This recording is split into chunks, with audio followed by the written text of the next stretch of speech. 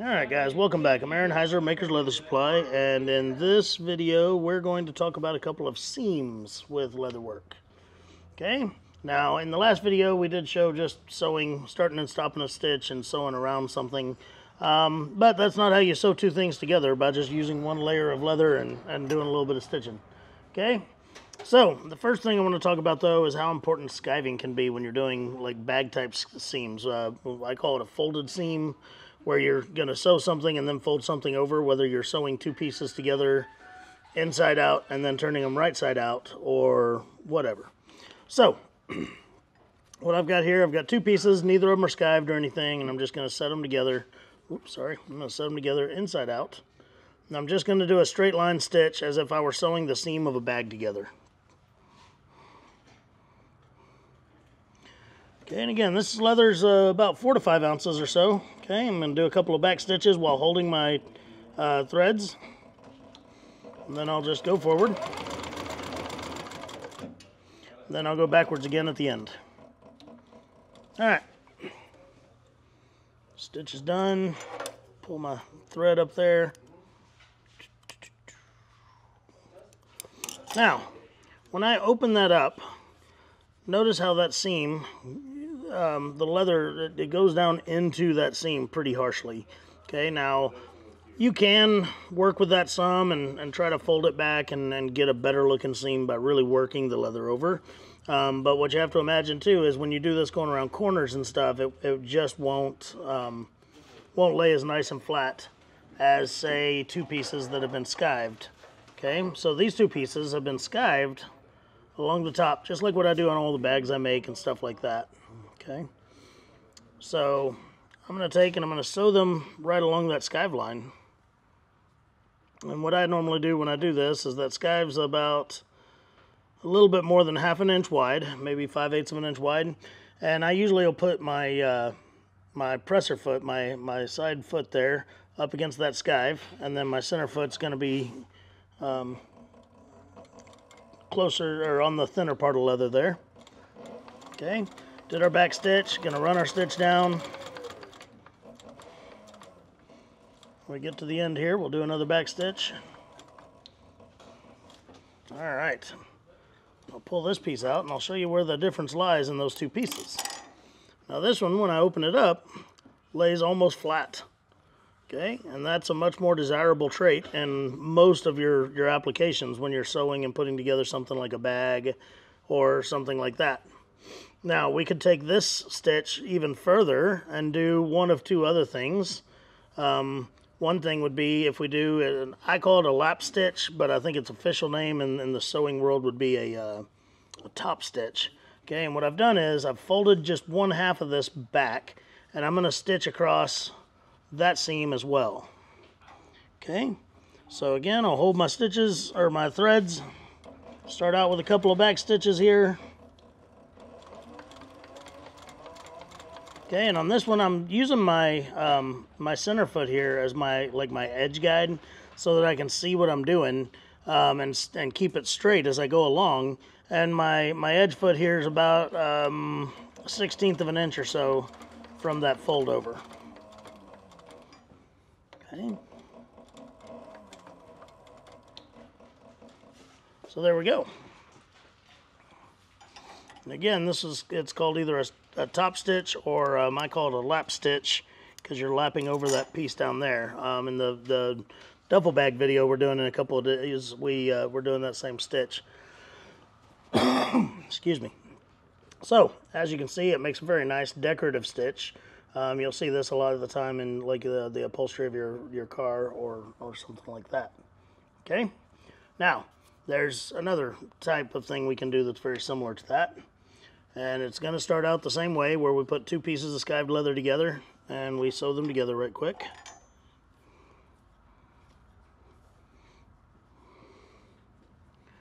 I should have pre-sewn these together probably. That's okay.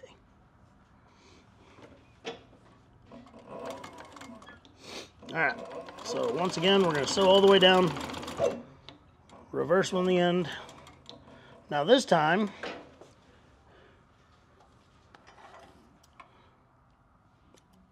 when we open this piece up like this, we're actually going to fold both of the back flaps, okay, the seam allowances back there.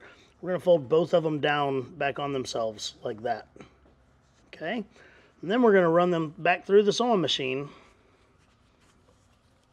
And I'm going to use, just as a nice little edge guide, I'm going to put my side presser foot here right in that previous seam when I go to sew down these two sides. Okay, now I've always called this a French seam, but I think it's got another name that's probably more official than that.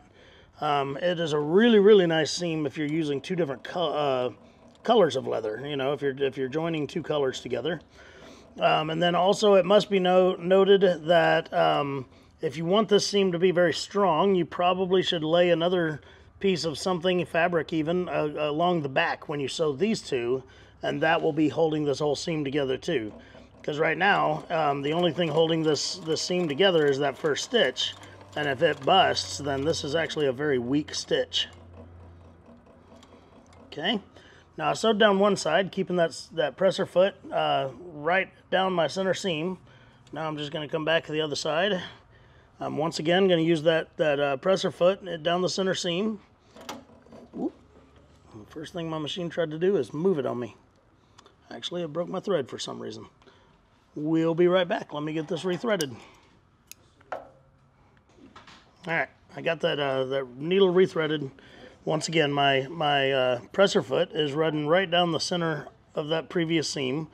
And I didn't backstitch. When I got down to the end a while ago, I just tried to sew across. And that was what broke my thread, is because I wasn't paying attention. I was trying to rush. Anyway, I'm going to do me a quick backstitch here. And then I'm going to go back down the other side. Again, keeping my presser foot running down that first seam that I did. And that'll help keep everything nice and straight, and these two stitch lines parallel to the seam. Okay, get to the end, do another back stitch or two. All right. So that is a really nice seam, and I love doing it. But again, that first seam is a little bit weak. So if I'd put a piece of ribbon or something like that along this back piece when I sewed those other two to it, it would be a very strong seam. So it is advised to do it that way. Okay. Let's see here.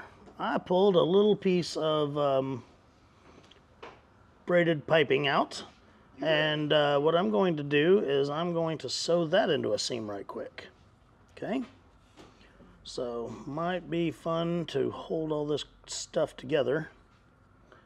Actually, I don't even know if I'm able to. I may have to sew it to one piece and then sew the other piece to it. So, let's just go ahead and work on that.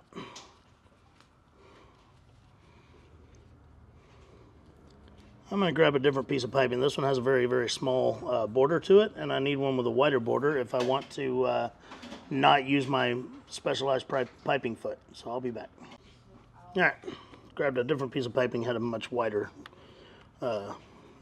allowance on it.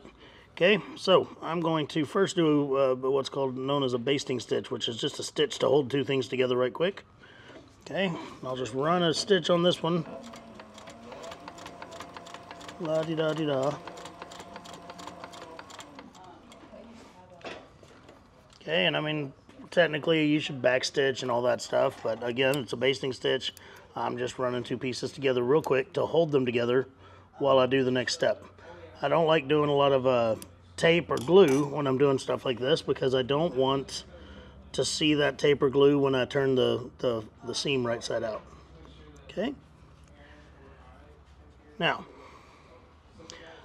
this time I'm actually going to turn this around so that I can get that center foot up as close to that piping as I can.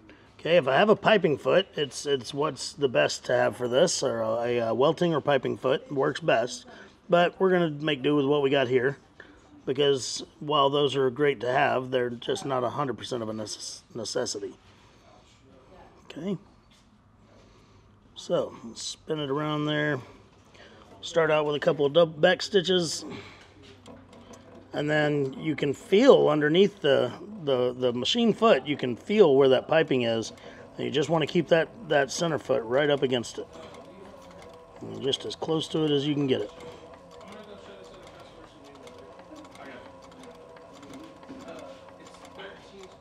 When you get to the end, do a couple more back stitches. Now,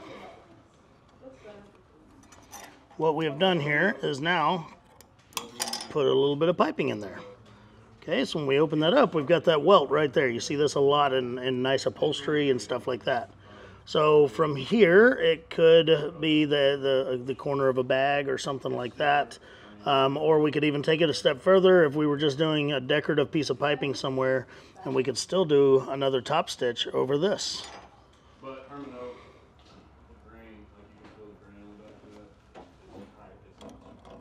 Oop. Didn't hold my thread very tight, and it pulled it right out of my hand. That's why that's so important.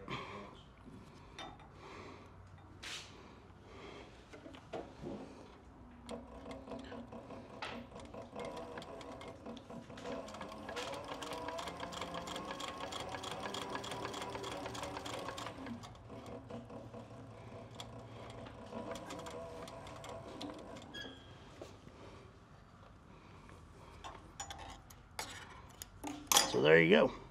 Ain't it pretty? Alright, so that'll be about it for this one, and on the next video I'm going to talk about thread tensions and things like that, and yeah, we'll talk to you soon. I'm Aaron Heiser of Maker's Leather Supply. Have a good day.